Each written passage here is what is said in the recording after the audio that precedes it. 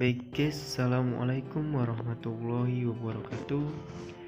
Perkenalkan, nama saya Ahmad Kulibi, dan 184 kelas C semester 5 MK Keamanan Informasi, dosen Dedi Irawan Eskom MTI. Di sini saya akan menjelaskan tentang waspada serangan cyber saat menghadapi pandemi COVID-19.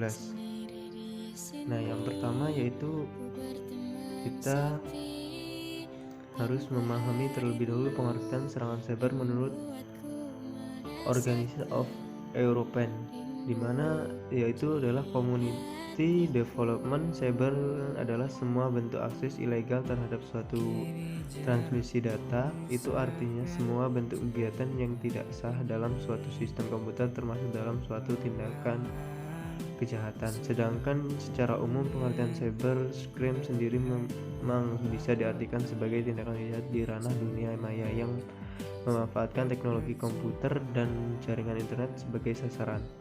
Seperti apa yang telah disebutkan, tindakan cybercrime ini muncul seiring dengan kian gencarnya teknologi digital komunitas. Kemudian yang kedua adalah serangan cyber di Indonesia menurut BSN, yaitu tercatat 18-20 juta serangan cyber di Indonesia dalam masa pandemi COVID-19.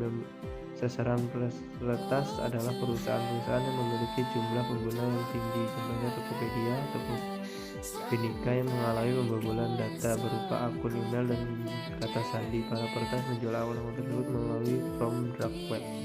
Pada tahun 2017 tahun lalu, Indonesia menerima setidaknya 205 juta cyber attack, termasuk Wenscree yang menjadi viral karena menyerang hampir seluruh rumah sakit terbesar, termasuk Menkominfo, Kementerian Komunikasi dan Informatika. Kemudian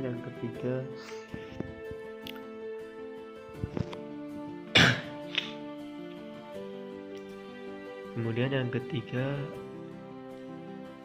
adalah beberapa serangan cyber di Indonesia pada masa pandemi COVID-19. Nah, ini yaitu yang pertama spam saat ini penipuan bisnis email kemudian yang sedang berlangsung dengan menggunakan penyakit ini sebagai daya tarik.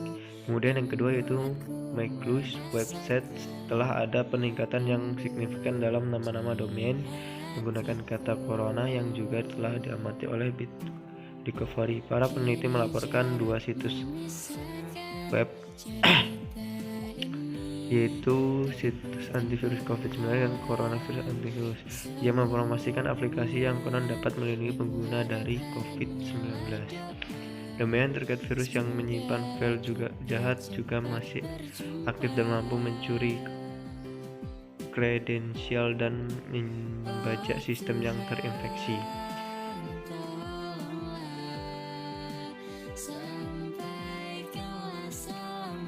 Selanjutnya yang ketiga yaitu malware, yaitu peta COVID-19 digunakan untuk menyebarkan. Malware yang mencuri informasi seperti digunakan oleh Braincraft. Peta yang dibuat oleh Universitas Indonesia adalah dashboard interaktif yang menunjukkan infeksi dan kematian.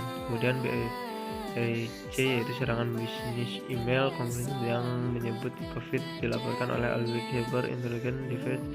Ancaman pertama oleh para pelaku menargetkan piutang usaha untuk merusak laporan keuangan yang sudah lama, kemudian menyamar sebagai perusahaan yang sah. Mereka menggunakan informasi pelanggan dalam laporan tersebut untuk mengirim email dalam menginformasikan pelanggan tentang perubahan bank dan metode pembayaran karena situasi COVID-19.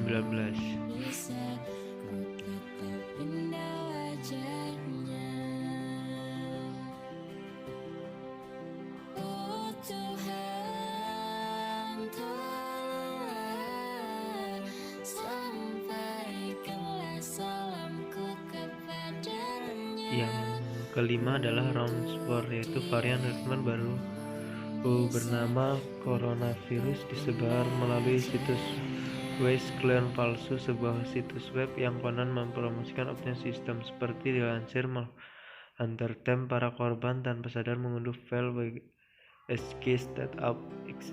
Dari situs palsu, kampanye ini mengikuti tren serangan malware terbaru yang melampaui efektivitas dan juga mencari informasi. Kemudian mobile transfer bernama Colvert.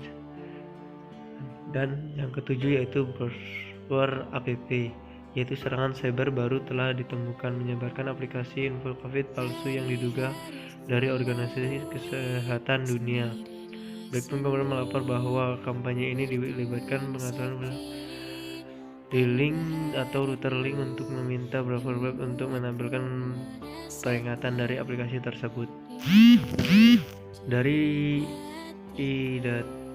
data dari Human Rights Network menunjukkan bahwa lebih dari 900.000 ancaman di email, URL, dan file.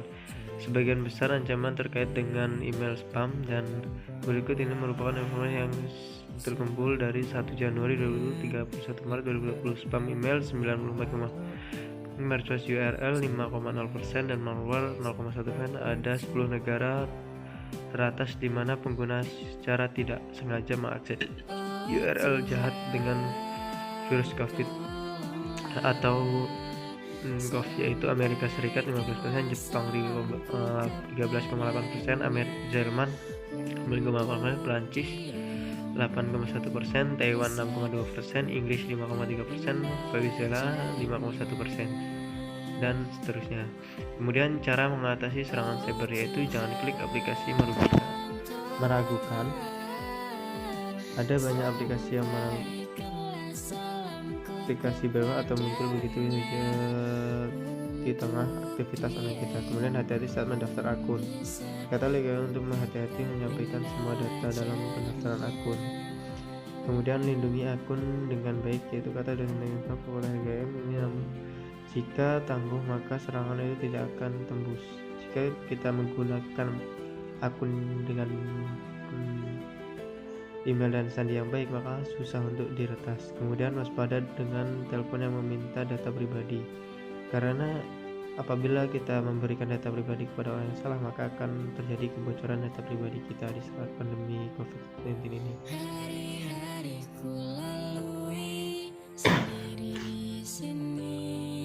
Kemudian yang terakhir nomornya, yaitu pada dasarnya melindungi data pribadi harus dilakukan oleh perusahaan dan karyawan yang dengan cara memasang firewall terbaru dari perusahaan seperti Cloud, Flow, dan CrowdStrike.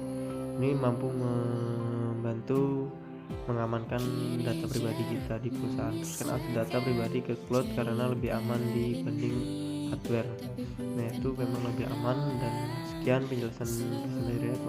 Wassalamualaikum warahmatullahi wabarakatuh.